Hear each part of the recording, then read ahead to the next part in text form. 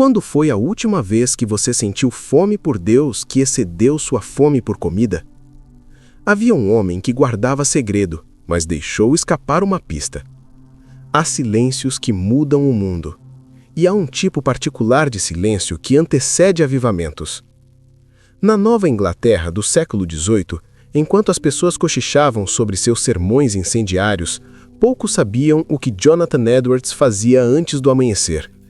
Samuel Hopkins, jovem ministro que viveu 8 meses na casa dos Edwards durante a década de 1740, testemunhou algo que o desconcertou profundamente. Edwards mantinha sua devoção pessoal em absoluto segredo. Hopkins escreveu: "O Sr. Edwards fez de sua devoção privada um segredo, e por isso não pode ser particularmente conhecido. Mas deixou escapar uma pista inquietante. Há muita evidência de que ele frequentemente mantinha dias de jejum e oração em segredo." Frequentemente. Dias inteiros. Em segredo. Era 8 de julho de 1741. Em Enfield, Connecticut, uma congregação notoriamente resistente ao grande avivamento estava prestes a ouvir pecadores nas mãos de um Deus irado. Enquanto cidades vizinhas experimentavam conversões em massa, uma igreja recebeu 95 novos membros num único domingo. Enfield permanecia fria, endurecida, impermeável à graça. Mas algo havia precedido aquele sermão. Algo que ninguém viu. O corpo franzino de Edwards, frequentemente negado de alimento por uma fome maior pela bênção de Deus, subia ao púlpito. Ele havia jejuado, novamente, como fazia regularmente antes de pregar suas mensagens mais importantes. Sua moldura física magra testemunhava uma disciplina espiritual que ele jamais mencionaria publicamente. E então começou a ler, em seu estilo controlado e monótono, sem gestos dramáticos: "O Deus que te segura sobre o abismo do inferno como quem segura uma aranha ou um inseto repugnante sobre o fogo." Antes do sermão terminar, gritos e choros encheram o santuário com tal intensidade que Edwards foi forçado a interromper a pregação. A congregação, tão resistente, quebrou-se sobre o peso da palavra. Uma testemunha registrou: "Havia um grande gemido e clamor por toda a igreja. O que devo fazer para ser salvo?" O segredo dos avivamentos nunca está apenas nas palavras pronunciadas. Está nas horas invisíveis que as precedem. Quando a fome de Deus supera a fome por comida. Jonathan Edwards nasceu em 1703, numa linhagem de pastores puritanos. Seu avô, Salomon Stoddard, e seu pai, Timothy Edwards, moldaram nele uma espiritualidade que entrelaçava rigor intelectual e devoção ardente. Mas Edwards não herdou apenas uma tradição, ele a viveu com intensidade sem precedentes. Aos 18 anos, começou a escrever suas famosas 70 resoluções. A número 37 dizia: "Decidi indagar toda a noite ao ir para a cama, em que fui negligente, que pecado cometi e em que me neguei a mim mesmo." Examinava-se também ao fim de cada semana, mês e ano. Era uma auditoria espiritual implacável. Sua rotina diária começava entre 4 e 5 da manhã. À luz de velas no inverno, lia as escrituras e orava. Depois conduzia as devocionais familiares. Cada refeição era acompanhada de orações domésticas. Ao fim do dia, ele e Sarah, sua esposa, oravam juntos em seu escritório. O biógrafo George Marsden observa: "Jonathan mantinha em segredo o resto de sua rotina devocional diária, seguindo o comando de Jesus de orar em segredo. Ao longo do dia, seu objetivo era permanecer constantemente com a sensação de viver na presença de Deus, por mais difícil que fosse. Frequentemente acrescentava dias secretos de jejum e orações adicionais. 13 horas por dia no escritório. Samuel Hopkins registrou esse detalhe espantoso. Mas aquelas horas não eram apenas de estudo acadêmico. Edwards transformava seu estúdio em um santuário.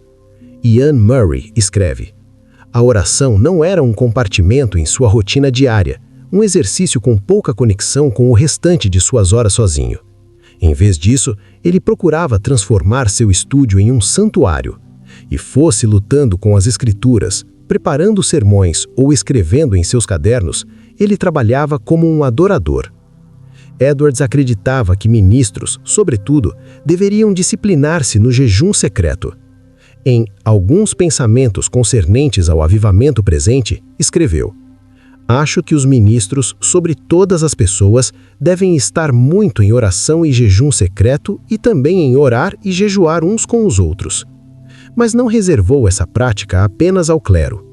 Em 3 de julho de 1741, respondendo a um pedido de orientação espiritual de Deborah Hathaway, uma jovem de 18 anos, Edwards aconselhou: "Sob dificuldades especiais, ou quando em grande necessidade ou em grande anseio por alguma misericórdia particular para si mesmo ou outros, separe um dia para oração e jejum secreto apenas para você."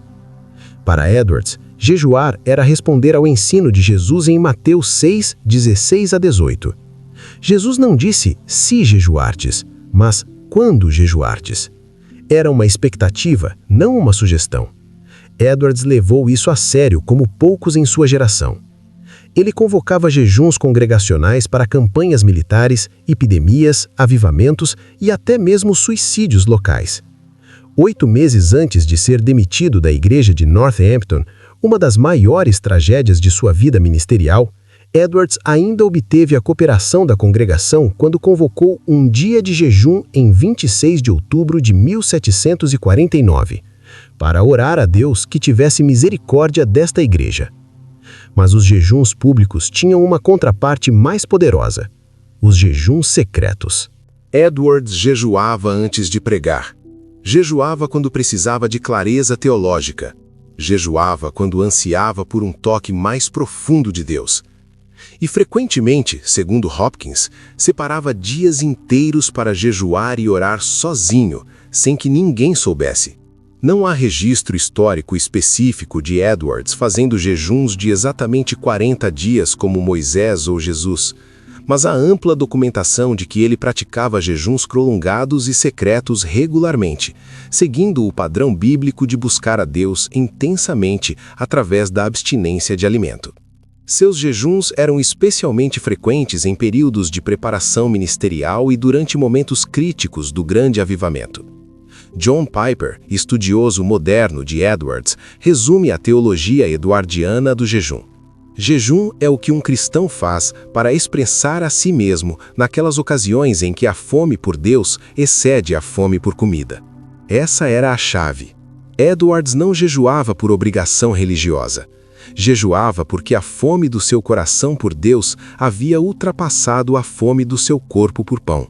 O conflito, quando Deus parece silencioso. Todo avivamento tem seu contexto de crise, e toda disciplina espiritual enfrenta seu deserto. Edwards vivia numa tensão constante entre o que via ao redor e o que ansiava no coração. A Nova Inglaterra dos anos 1730-40 estava espiritualmente morna. O racionalismo iluminista começava a infiltrar as igrejas.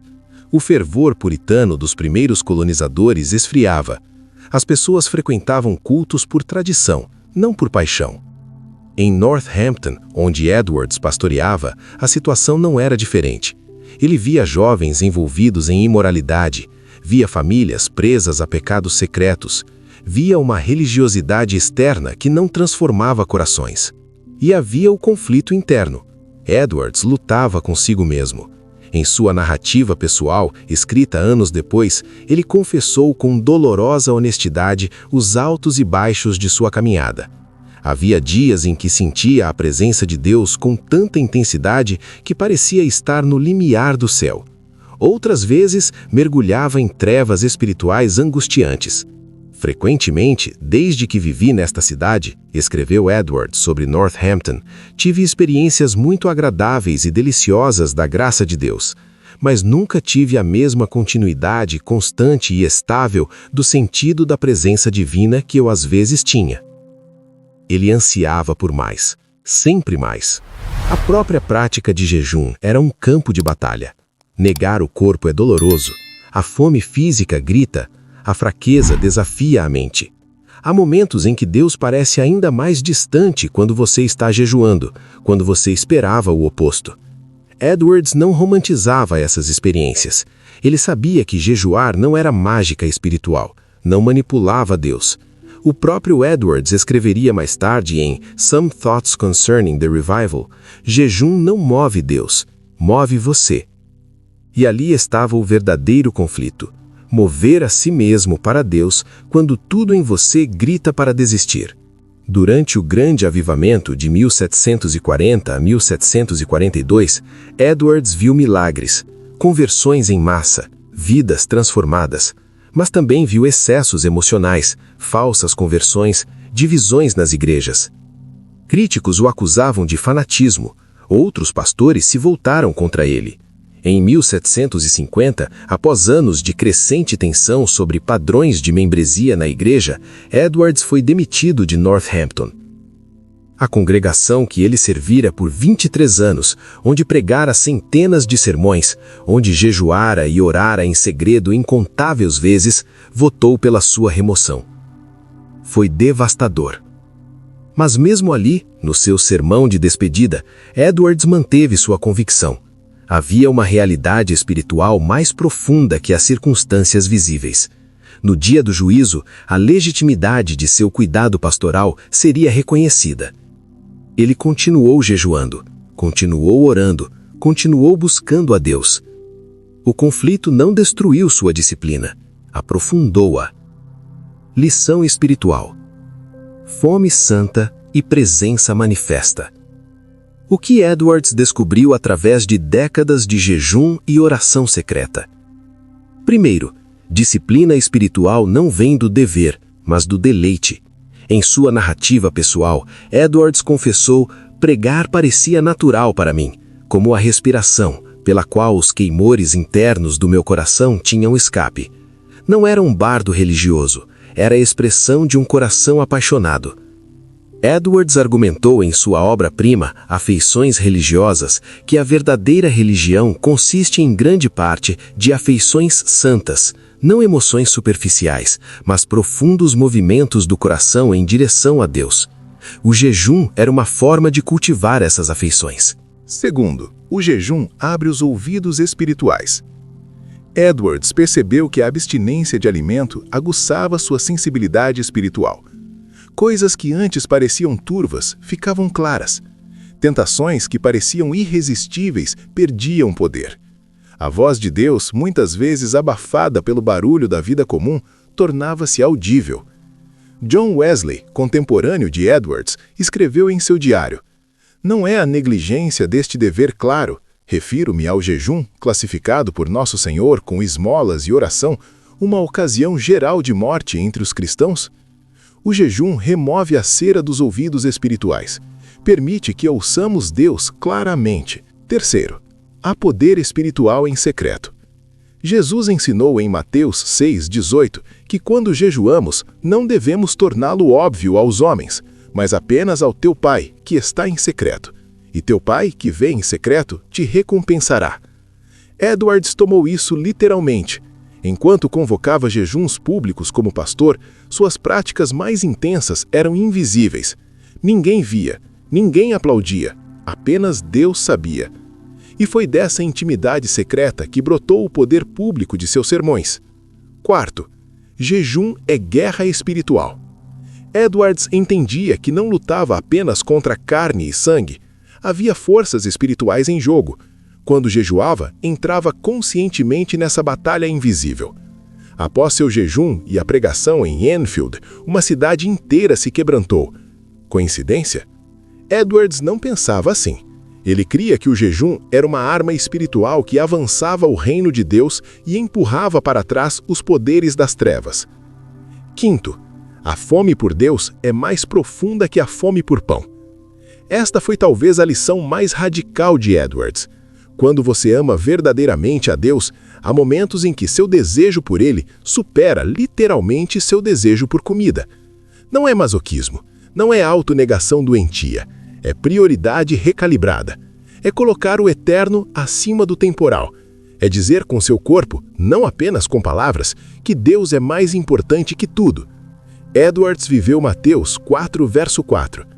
Nem só de pão viverá o homem, mas de toda palavra que procede da boca de Deus. A distância entre o século XVIII de Edwards e nosso mundo digital parece intransponível. Como aplicar disciplinas radicais numa era de gratificação instantânea? Comece pequeno, mas comece. Edwards não começou jejuando dias inteiros.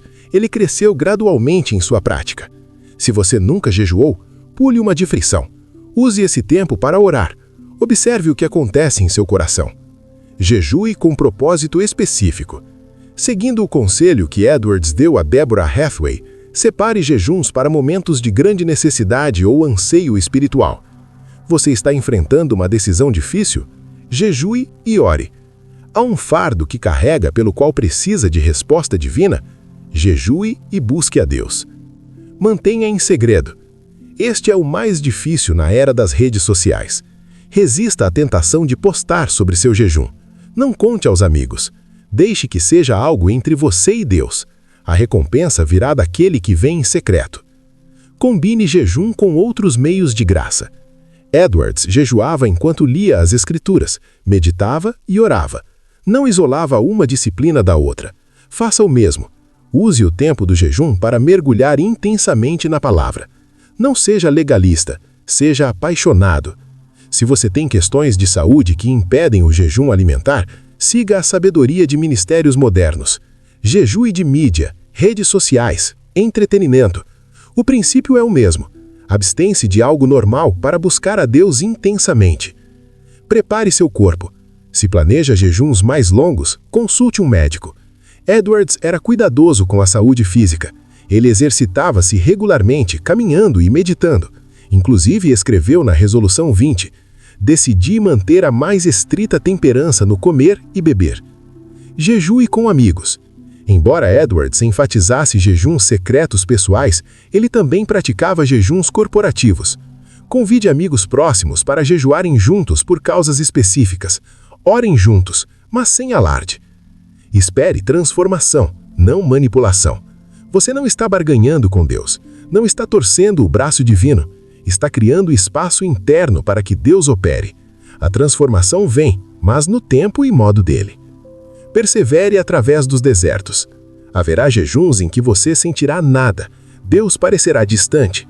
Continue. Edwards passou por isso repetidas vezes. A fidelidade importa mais do que os sentimentos. Lembre-se, a fome por Deus deve exceder a fome por comida. Este é o teste. Se você está apenas passando fome sem intensificar sua busca por Deus, não está jejuando, está fazendo dieta. O verdadeiro jejum redireciona toda a energia que iria para a comida em direção à comunhão com o divino. Quando foi a última vez que você sentiu fome por Deus que excedeu sua fome por comida?